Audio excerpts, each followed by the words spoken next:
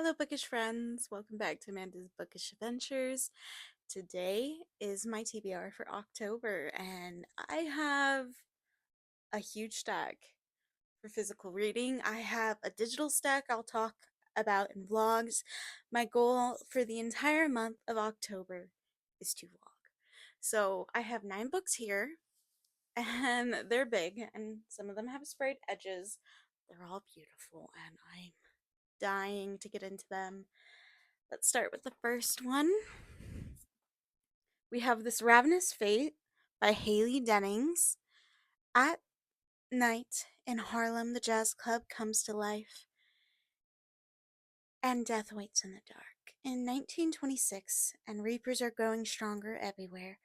Created centuries ago by cruel medical experiments, these once human vampires are driven to attack without mercy. Those who protect the city from them hold more power and even the organized criminals who run the nightclubs. At the reluctant heir to her father's Reaper hunting empire, Elise Saint knows that Harlem Reapers want her dead, and among them is Layla Quinn, who lost her parents in the protection of the Saints, and her humanity the night she turned into a Reaper. She'll never forget how Elise Saint betrayed her. A wave of mysterious killing shocks the city, forcing Elise and Layla to work together to find out if some Reapers are turning human again or becoming even deadlier. As their investigation takes them from glittering parties to gangster underworlds, the two must confront their complicated feelings for each other. For who? For each other, for Alright, so I read that. For a new kind of evil is on the rise. Once that destroys the Reapers and human alike. One that destroys the will destroy Reapers and humans alike. Elise and Layla might be the only ones who stand between Harlem and its ruination. They don't kill each other first. I've been wanting to read this since I hauled it, and I saved it for Halloween, for the month of Halloween. Some of these are not small books, and I'm okay with that. If I can finish half of them, they're gonna fall. I'm gonna have to find a better place to stack these. If I finish half of this TBR, I will consider the month of October to be excess. We have The Monsters and the Last Blood Match by K.A. Linda. Power, hunger, and obsession. For Raina Carpenter, giving her body isn't a choice, it's survival. In a world where humans are currency and vampires rule from the shadows, Raina accepts a high-paying position among the wealthy and ruthless elite. Her new job, a live in blood escort for the enigmatic and dangerously powerful Beckham Henderson. She expects cruelty, she expects hunger, she expects to become his next meal. But Beckham won't drink from her. He keeps his distance, his unreliable gaze shadowed by something far more dangerous than just desire. As these nights pass, Raina begins to sense it, an invisible war being waged around her. Secrets twist through the corridors of visage and whispers of something far more vulnerable than power. Because Raina isn't that rare. She's the key to something bigger than she's ever imagined. And the reason Beckham refuses to taste her blood, it might not just change them, it might destroy everything. So I do know I pre-ordered book 2, and I think it comes out in October. Not, it should come out in November. So here is one that, if you remember the haul it came from, was a Prime Day deal because I was just going to read it off Kindle Unlimited. And then I was able to get this for cheap. So we have The Kiss of the Basilisk by Lindsay. I'm not going to say the last name because I know I will butcher it. Tem couldn't imagine a stranger duo, the formidable basilisk and the human prince. Both powerful in their own right. they couldn't be more different from each other. 20-year-old Temperance being it might be Venus, has never been kissed. I think it's verse has never been kissed, but that's what the basilisk is for. Among Along with 13 other contestants, Tem must train with the basilisk to learn the power of seduction and win the prince's hand in marriage. When Tem is matched with Caspian the Serpent King, she realizes she might actually stand a chance. But with tensions rising between the basilisk and the humans, Tem is suddenly torn in two directions. As her bond with Caspian deepens, so does her connection with the prince. When she finds and uncovers a terrible secret about the royal family, finds herself caught between two different worlds. Neither she can survive without. Another big book. Last three have been very floral, or I think very floral, but another big one. And I'm surprised they're all very okay. Some of them will be very similar, not all their others. So we have Immortal Consequences by Ivy Marie, and I'm so annoyed with this sticker to the point it has been on so many books I've purchased in the last couple of months. It's even on the Kindle version of these books, which is driving me crazy. Welcome to Blackwood Academy, the legendary school located on the fringe of the afterlife. Once a pupil enters the arched gates, there is no way out, except for this Darcentinal, a once a decade celebration in which a single worthy student is tested, given a choice, graduate and join Blackwood's magical elite, eh, or cross over to the mysterious other side. This time the rules have changed. This decennial isn't a celebration, it's a competition. There can only be one victor.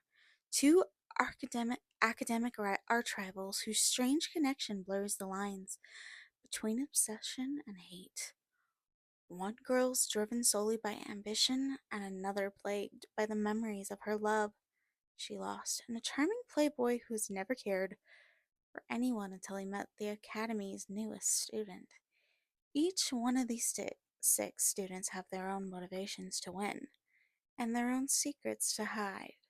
But what none of them know, they aren't the only ones playing the Blackwoods game, and if they lose, some fates are worse than death.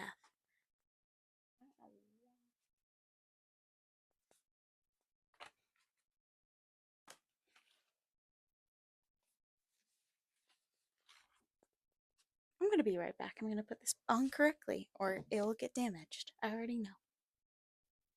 I'm back. So, I want to read in the Crimson Moth duology. I tried to get the British covers. I am sad that I could not get the British covers, but alas, we will be reading the this duology. Enemies to lovers doesn't get more high stakes than a witch and a witch hunter falling in love in this best-selling Christine. I'm not saying the last name because I'm gonna butcher it. Latest romantic fantasy. On the night Rune's life changed forever, blood ran in the streets.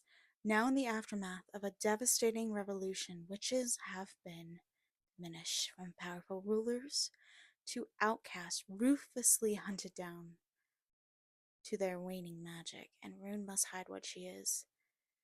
Spending her days pretending to be nothing more than a vapid young socialite, Rune spends her night as the Crimson Moth, a witch vigilante who rescues her kind. From being purged when a rescue goes wrong, she decides to throw the witch hunter off her scent, gain the intel she desperately needs by courting the handsome Gideon Sharp. He's a notorious and unforgivable witch hunter, loyal to the revolution, and too late, Rune realizes she might be falling for him. Gideon loathes the decency and superficial Rune represents, but when he learns the Crimson Moth has been using Rune's merchant ships to smuggle renegade witches out of the Republic. He inserts himself into her social circle by pretending to court her, and he soon realizes that beneath her beauty and shallow facade is someone who's fiercely intelligent and tender. Feelings like his perfect match. Except, what if she's the villain he's been hunting? So, we're gonna read these two. I'm thinking that it should get its own blog. I don't know. I might do a weekly vlog because I don't want to spoil the book two. And book one is so small compared. So, this book one, that's book two. So, a lot must go down in book two. Then we are going to be reading. I don't know why I waited. I really wanted to dive into it the minute it came, but I waited for October. I had to. We're going to read I'm going to read. I say we in every single video, and it's frustrating me lately. Bury Our Bones in the Midnight Soil by V. Schwab, and I did not know this was a signed edition until I received it, and I cried. That was just such a good day for me.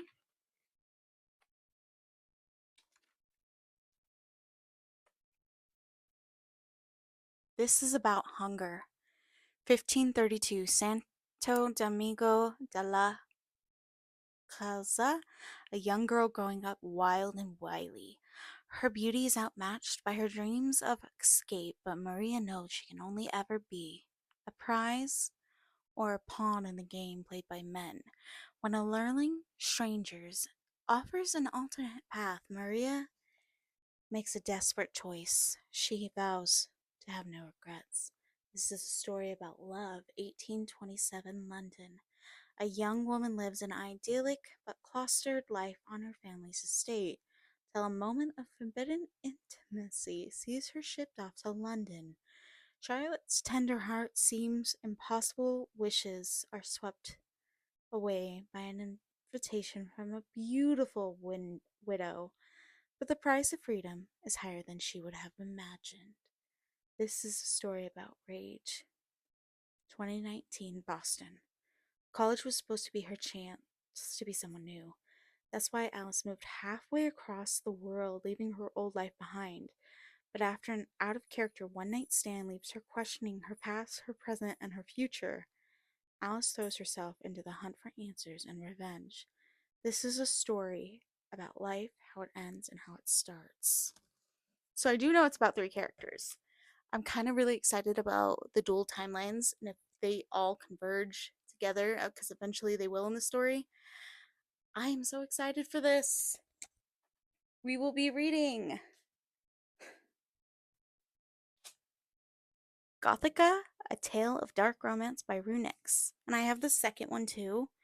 I don't think they spoil each other, but we'll see. An unusual girl, an enigmatic man, and an ancient castle. What could go wrong? An outcast her entire life, Corvina Clem is left adrift after losing her mother. When she receives the admission letter from the mysterious University Ben Moore, she accepts it as a sign from the universe. The last thing she expects, though, is an old, secluded castle on the top of a mountain riddled with secrets, deceit, and death.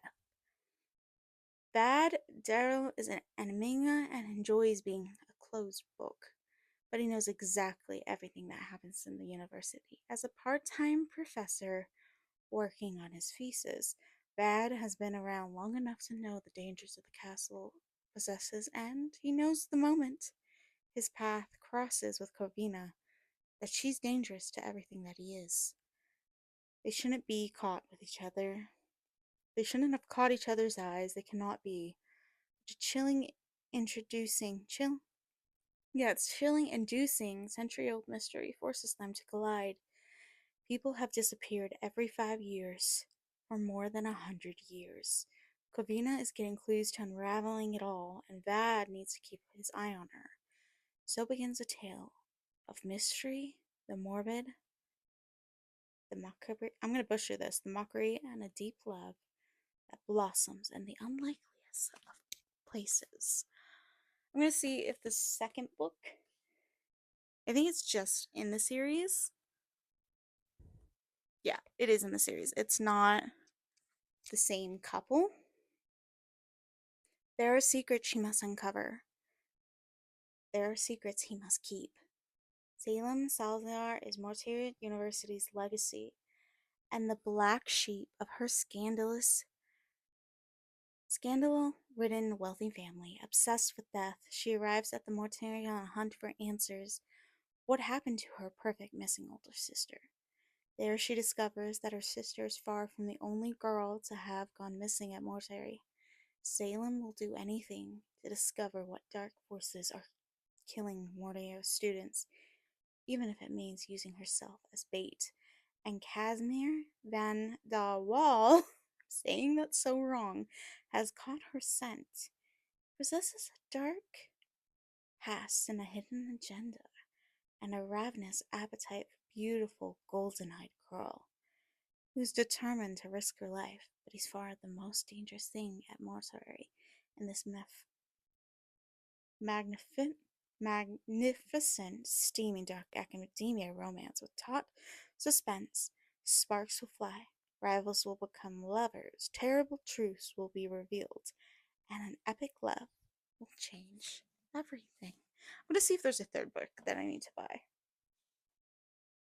Overall, all these books sound amazing, and I think October, May was the best reading month because I've read the most in May, but I have a feeling I'm gonna get all of these could be 5 stars. I'm not playing. They all sound amazing to me. So that is it for my TBR for October. If you've read any of these books, I'd love to hear your thoughts down below. See you in the next video. Bye for now.